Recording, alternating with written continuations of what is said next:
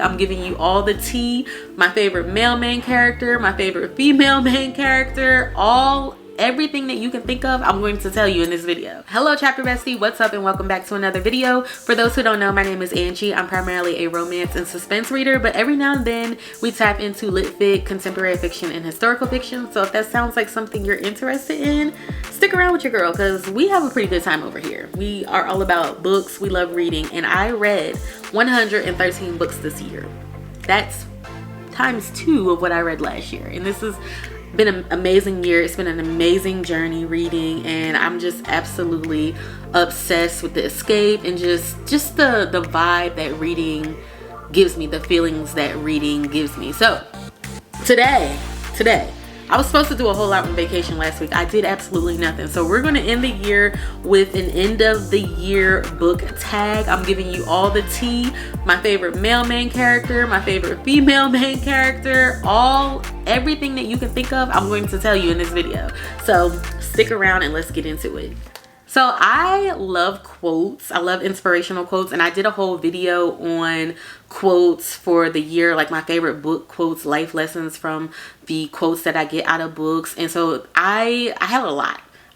And to sum it up, because I just had this conversation recently with somebody on vacation, I will say that my favorite quote from the book, it came from Things We Hide from the Light by Lucy Score.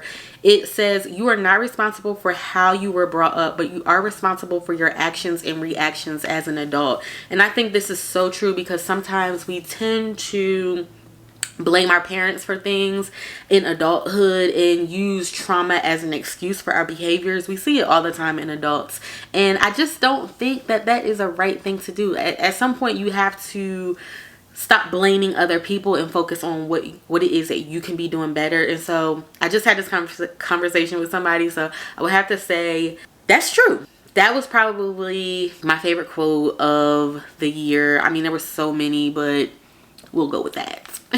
Now we're just going to jump right into it and tell you my favorite book of 2024 was 7 Days in June by Tia Williams.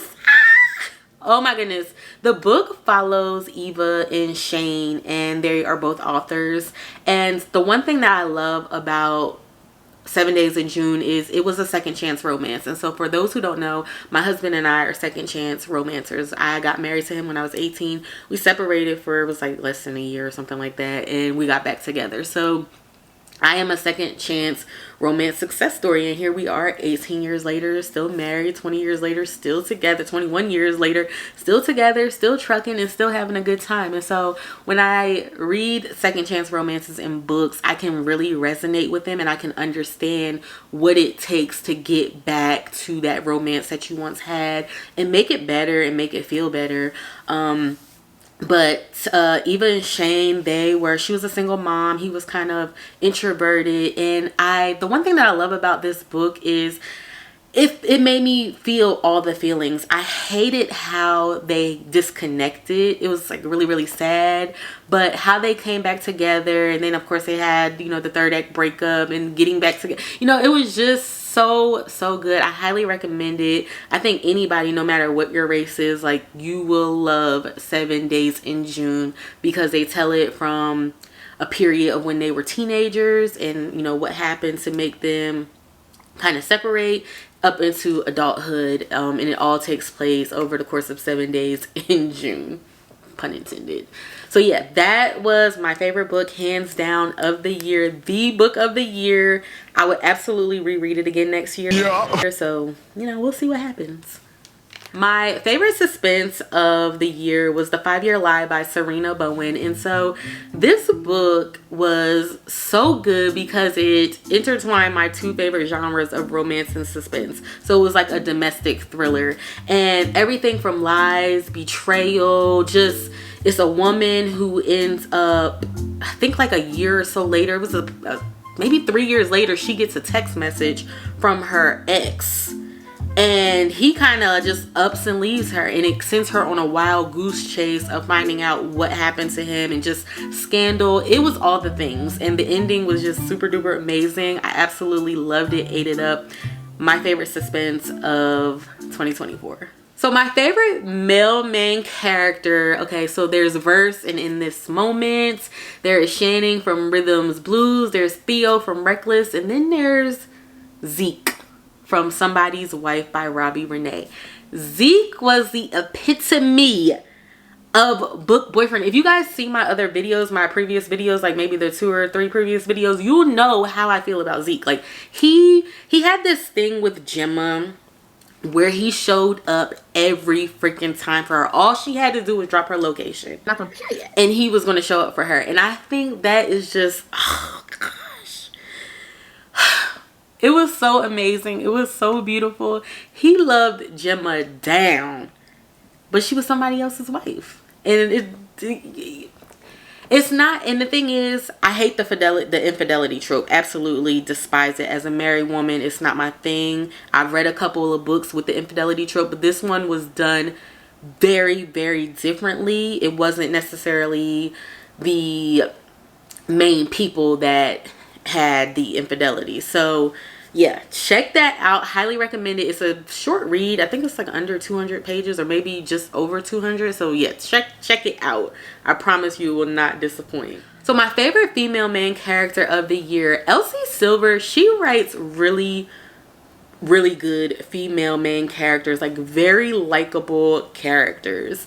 And it was a tie between Rosie from Wild Love, which is in the Rose Hill series, and then I think the girl's name was Willa from Heartless in the Chestnut Springs series. So Willa and Rosie, they were very sharp tongued, like they didn't take no mess, but they were soft at the same time, and I just can resonate with them so much. I thought they were dope characters. And yeah, those were my 2 favorites, tied down the middle. I can't choose. If I had to choose, I would probably say Willa, because Willa was a force to be reckoned with. She did not play about Cade's son. I remember that incident at the pool party. Like she was me. She was me. Tough but soft. So yeah, this one is really hard. My favorite book series. Oh my gosh, I can't choose. There's Anna Wong's Kings of Sin series.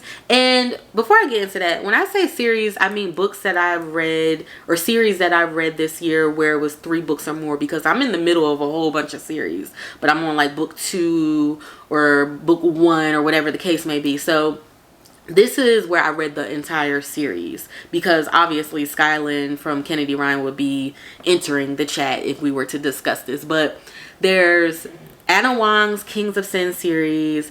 There is Elsie Silver's Chestnut Springs series. There's Mia Sheridan's When Love Meets Destiny series. There is the Windy City series from Liz Tomforde. There is The Things Unseen by Kayla Shawn. Those are my series, like the best series that I read in 2024. I absolutely love them, and I refuse to choose a series. But if I have to, just off the top of my dome, with a series that lives super duper rent free in my head, I still can't choose. Oh my gosh, I really wanted to come up. I knew when I did this question it was going to be a hard question. I really wanted to come up with a solid answer, and I can't choose between The Things Unseen by Kayla Shawn and Liz Tomforde's Windy City series. Like I love. And then there's Mia.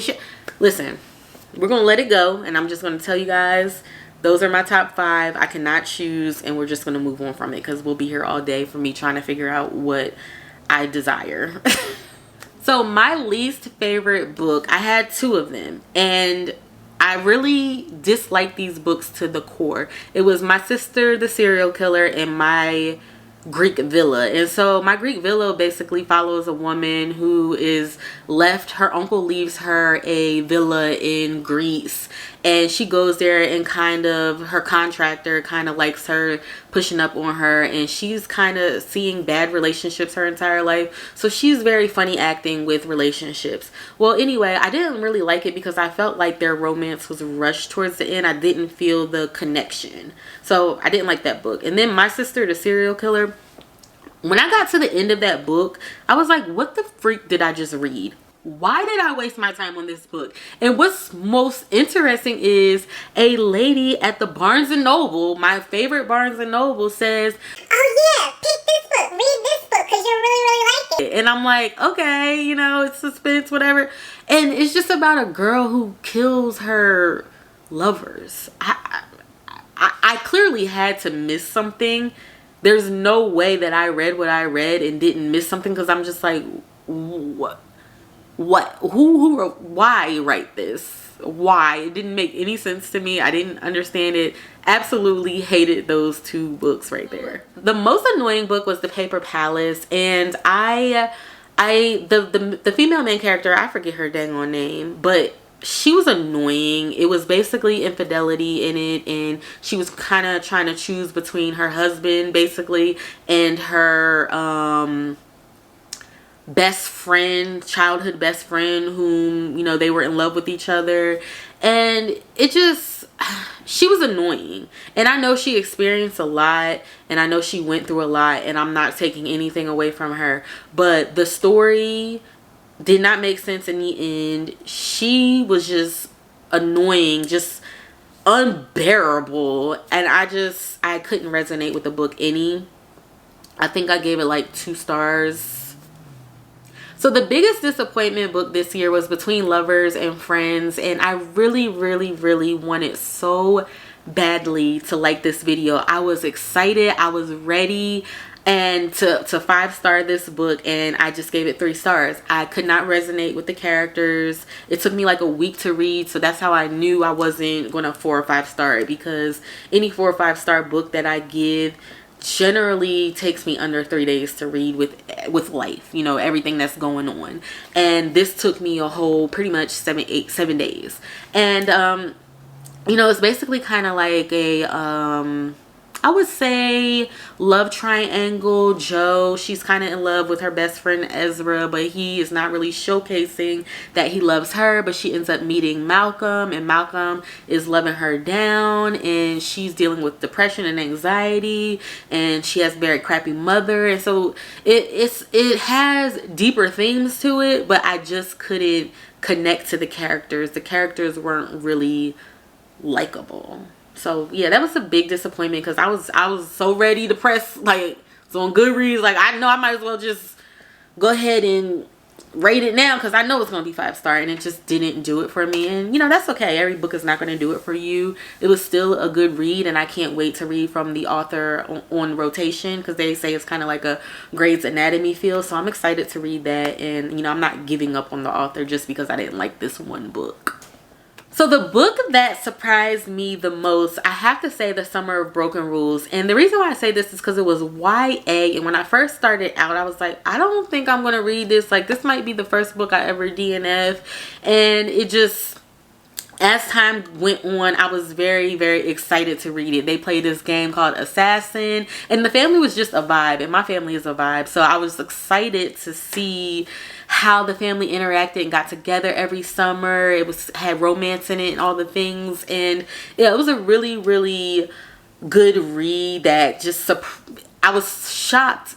You know how when you rate a book and you go back and think about that book and think about what you really liked or didn't like about it, and you're like, wow, I really like that. Like, that's how I felt about that book. Like, damn, that book was really dope. It was fun, it was exciting, and I think that was the book that surprised me most. So if you want a fun book to read, family vibes, very chill, little drama, definitely read The Summer of Broken Rules. It is YA too. So the saddest book that I read this year, it was a lot of sad books I read this year. From Archer's Voice was sad. Most of all, any Mia Sheridan book I read this year was sad. I had a couple of other sad books, you know, sad components to it with grief, people suffering with grief. But I will say the saddest book was If Only I Had Told Her by Laura Nolan. And it was a young adult book, and I will say that that book, even though it was YA, left me understanding that Whatever you have to say to your loved ones, say it, because tomorrow is not promised. The next second is not promised. If you have a grievance, air your grievances out and talk about them. And that book really helped me understand that concept of just saying how you feel to your loved ones or to somebody that is extremely important to you, because you may never get the chance to do it again. We waste a lot of time fighting. We waste a lot of time arguing, and it's just not necessary. And this book reminded me of that, and just the, you know, the ending and just everything that it was Finn, Jack. It was told in 3 parts by 3 different people. Finn, Jack, and I forget the female main character's name, but her part was really, really sad. And it just, yeah, that was the saddest book. My new favorite author, Mia Sheridan, is my new favorite author. I read Most of All You, Archer's Voice, and More Than Words by her. Absolutely loved all 3 of those books.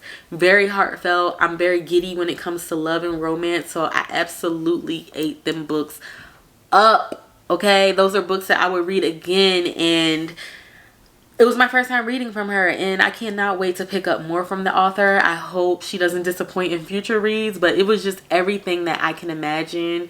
And like I said, I can't wait to read more from Mia Sheridan. So if you have any Mia Sheridan recs out there, drop them below. Let your girl know so I can go read her some more. So the longest book I read was a tie. They were both 594 pages apiece, and I read them back to back. It was Things We Left Behind and Things We Hide Behind the Light by Lucy Score. So those were 594 pages. The Knock 'Em Out series was really good. I read it in January 2024, and I read them back to back, so I got the whole feel. And I love to read series back to back like that because I can just, you know, vibe out. Towards the end of the year, I didn't necessarily do that, but I do like to do that because, you know, you just get a better feeling. So yeah, those were the 2 longest books that I read. The shortest book that I read was Octavia Grant's Body Count, which was 52 pages. And when I tell you that book was crazy, it was about a girl. She's basically a hoe, and karma comes back on her. And it don't come back nice either. So yeah, if you want a quick read, something to kind of get you out of, you know, a slump or whatever, that's the book to pick up because you can read it in one sitting. The book that lives rent-free in my head. So there's a few books, obviously Somebody's Wife by Robbie Renee, but another book that lives rent-free in my head that I want to shed light on is And Then There Was Life. Oh, and then Life. What? And Then Life Was Beautiful by Asia Monique. I still think about Corey and August like I grew up with them. They are on my brain, and the author gives you like 5, 10, 15, 20 year epilogue. So you get closure in the book, but I still think about them because I loved them so much. It has a pregnancy trope in it. So if pregnancy trope is your thing, it's one of mine. You will absolutely love it. The male main character, August, I mean, he was so emotionally intelligent. They held each other down, and it was a really, really good love story. The best feel-good book, and readers know what I'm talking about when I say feel-good. I'm not talking about like giddy romance, but I'm talking like makes you feel good, makes you feel super duper relaxed. I had 2 of them. It was An Island Summer by Jenny Hale, and then My Magnolia Summer, I forget who that was by. Both of them had some drama in it, but they were still feel good. Like the vibes, where it was set, everything, like that's what I'm talking about. The location. An Island Summer gave like Outer Banks, North Carolina. My Magnolia Summer gave South Carolina, just summery, like Sweet Magnolias in the you know, the Netflix series. Like it was so chill, and I loved those books. So if you want something that's going to make you feel good, that gives you all the book vibes that, you know, that us readers like, those 2 books will definitely do it. And last but not least, y'all know I'm going to insert Kennedy Ryan somewhere in here, so I had to just make up a, you know, something to add her in here. But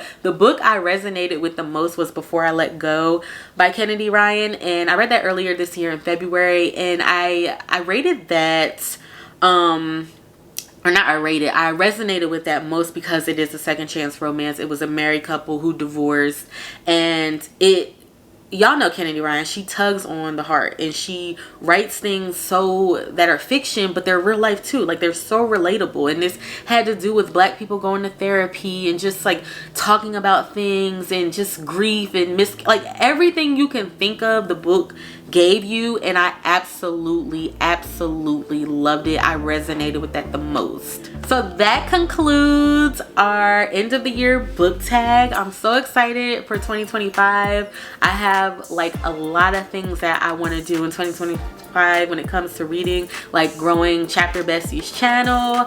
I started a book club with my family, because who knew? I did not know a lot of people in my family read until it was a discussion one day, and it's crazy. So we started a book club, and everything is just like, I'm excited. I'm excited for 2025. One of my main goals is to read 115 books in 2025. So I'm excited. We did 113, so we're gonna go up 2 more, and just we're not gonna vibe out, we're gonna read out. And I'm excited for the year. So I hope you guys enjoyed the video. I hope to see you guys all in 2025. I hope you guys have a happy and blessed new year, and I'll see you guys all in the next one.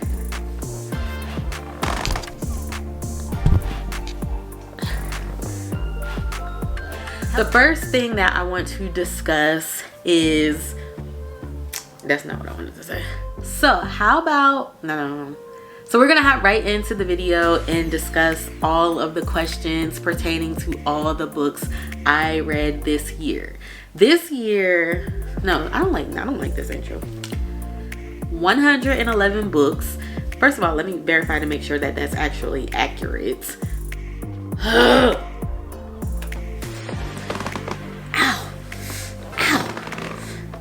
My leg fell asleep.